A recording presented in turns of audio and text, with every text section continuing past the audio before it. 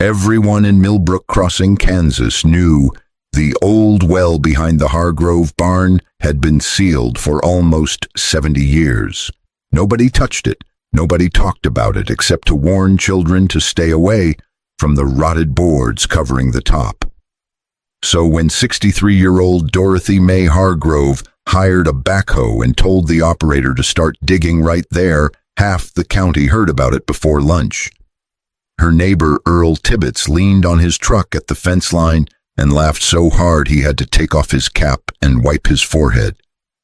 "Dorothy, that well's been dry since Eisenhower," he said. "Your daddy capped it for a reason." By the time she stopped for fuel at the co-op that afternoon, 3 more farmers were laughing along with the story Earl had already told twice at the counter. Dorothy didn't answer any of them. She just kept watching the bucket bite into the dirt back home, her jaw set the way it got when she'd already made up her mind. That was the strange part. Dorothy never explained herself. Not to Earl, not to her own son, not to the county extension office that called twice, asking what permits she thought she needed. She'd simply found something in her grandmother's old cedar chest the week before, a water-stained ledger and a single line written in pencil. "The well remembers what the fields forgot." Nobody else had read it. She wasn't ready to share it yet. Why would a woman with 240 acres to manage spend her savings opening a hole everyone agreed was useless? Why was she so certain there was something down there worth finding? What did her grandmother mean by that strange sentence? And why, within 3 days of digging, did strange things start turning up in the spoil pile? Things that made even the backhoe operator stop and call her over. If you've ever been laughed at for trusting your own instincts, stick around. This is a story about exactly that kind of quiet stubbornness. Subscribe if you love true-feeling rural stories about patience, land, and the wisdom buried in ordinary places. And tell us in the comments where in the world you're watching this from. The first thing the backhoe turned up wasn't dirt at all. It was hand-cut limestone dressed square on one face, the kind of stone you don't find by accident in a Kansas field. Dorothy climbed down into the shallow cut herself, brushing soil off the block with her glove, and found chisel marks so even they looked almost machined.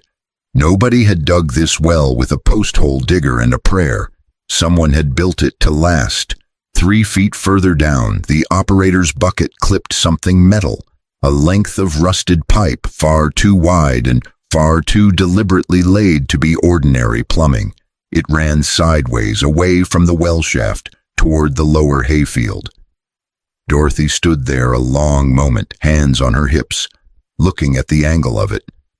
Old hand-dug wells in this part of Kansas were simple shafts, lined with fieldstone meant only to be drawn from with a bucket and rope. This well had been built to send water somewhere. That night she finally opened her grandmother's ledger at the kitchen table, under the same lamp her mother had read by. The handwriting belonged to Vesta Lindqvist Hargrove, who'd married into the family in 1934 during the worst years of the Dust Bowl.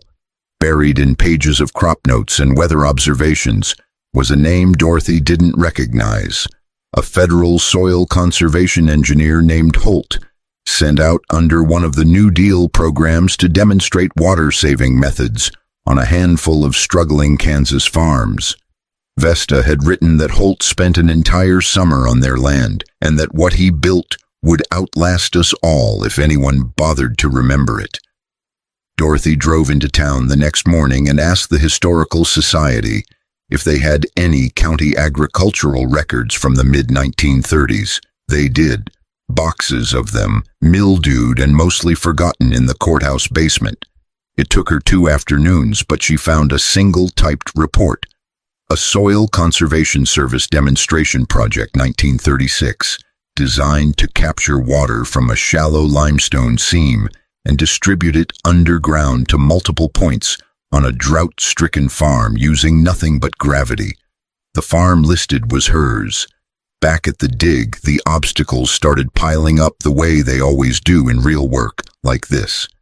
Heavy spring rain turned the excavation into a mud pit overnight, and the sides of the old shaft, weakened by decades of frost and root growth, slumped in on themselves, burying 2 days of careful digging.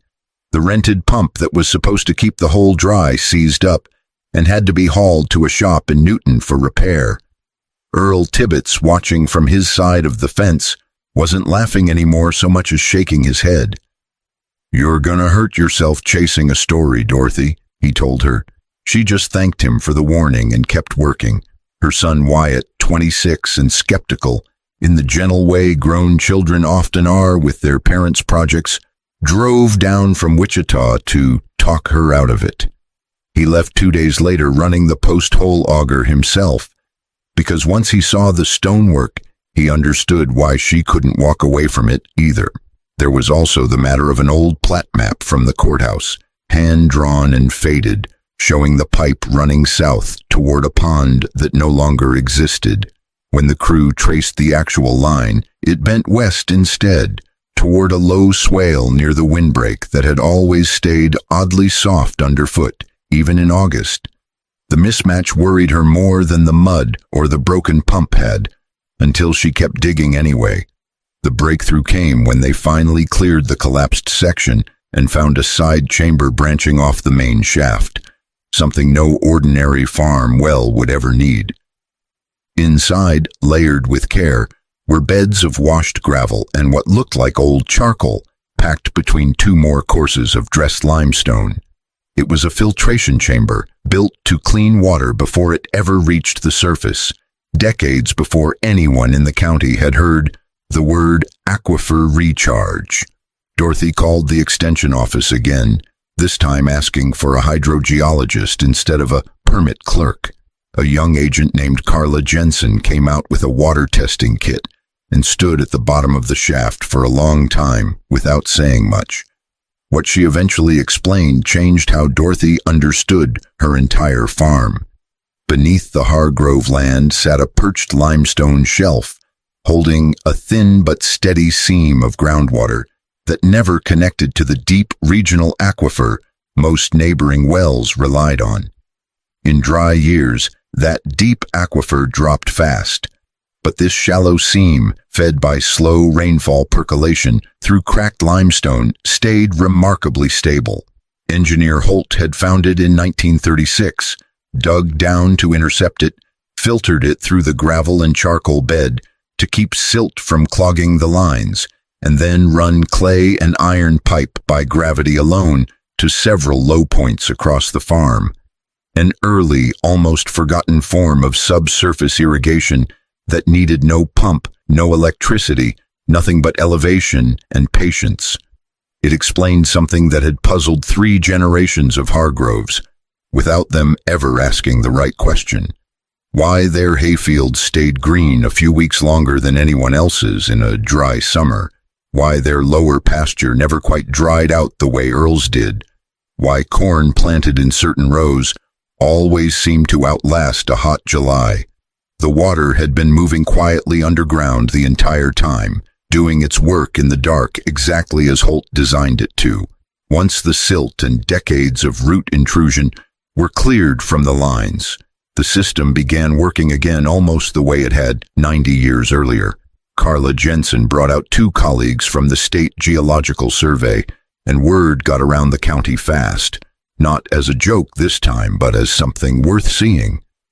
Earl Tibbets came by one evening, stood at the edge of the cleared shaft, and admitted quietly that he'd never seen stonework like it in 50 years of farming this ground. By harvest, Dorothy's lower fields were holding moisture other farms in the township had lost weeks earlier. Neighbors who'd laughed at her in May were asking by October whether their own old capped wells might be hiding something similar. The County Historical Society listed the Hargrove Well as one of the last documented Soil Conservation Service demonstration sites still intact in the state, and Wyatt, who'd come down only to talk his mother out of a mistake, switched his college major to agricultural engineering that winter. The swale by the windbreak turned out to hold the answer. Carla's team found a second, smaller filtration outlet buried under a foot of silt, evidence that Holt had revised his original design once he understood the slope better than the surveyor who'd platted it. Even the engineer had been willing to change course when the ground disagreed with the paper. By the following spring, the county extension office was bringing other farmers out to walk the Hargrove place, using it as a working example of passive water management that predated rural electrification by decades. A few families with their own sealed, half-remembered wells started digging too, this time without anyone laughing at them over the fence. Even Earl brought his grandson out one Saturday just to see the stonework for himself. Dorothy never made a show of any of it. She didn't need to. She simply kept doing what she'd always done, watching the land closely, trusting what her grandmother had written and letting the work speak for her. The well that everyone had mocked her for reopening became, in time, the thing the whole township pointed to when they wanted to explain why the Hargrove farm seemed to weather hard years a little better than most. George Washington Carver once said that when you can do the common things of life in an uncommon way, you will command the attention of the world. Dorothy Hargrove never set out to command anyone's attention. She only wanted to understand a sentence written by a woman she'd loved, in a ledger nobody else had thought to open. But in paying that kind of quiet attention to something ordinary, a dry hole in the ground that everybody else had stopped seeing, she uncovered a piece of wisdom her own family had been standing on unknowingly for 90 years. Sometimes the most important things aren't hidden at all. They're just waiting for someone patient enough to look.